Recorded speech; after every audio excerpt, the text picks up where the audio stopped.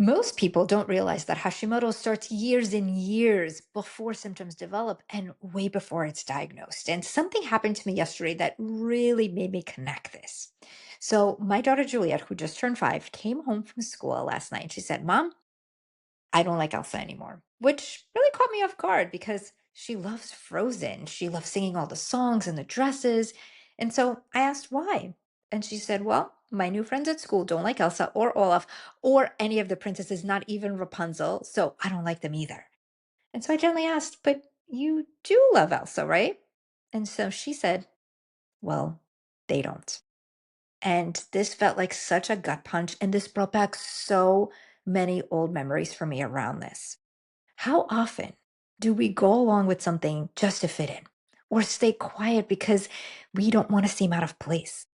And it may not seem like a big deal, but when we silence our own voice, oh my goodness, it builds up. And over time, that quiet pressure of not expressing ourselves, of shrinking who we are, it becomes its own kind of stress.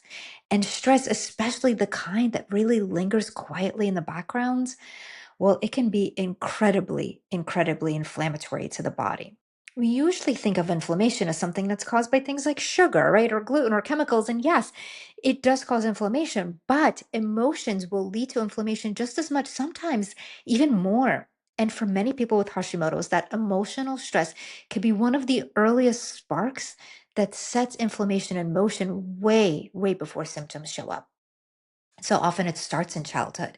And we learn that it's safer to blend in than to say something that's different, right? Because so often we think, oh my gosh, what would people think? I know I thought that throughout my whole childhood. And then years later, that same pattern that could still live in us. Now, Juliet and I did talk about this a lot when I was putting her to bed. And I told her that it's okay to like what you like, even if others don't, that we each have our own voice and our own heart, and it's safe to be our own person. And this is something that I'm going to continue to talk to her about and continue to nurture in her because it's so, so important. And so today, I'd love for you to ask yourself, where have you been holding back your voice? Where have you been holding things back so that you can fit in? And if you can remember a time and it's something that you feel like sharing, I'd love to hear about it and we can connect in the comments below.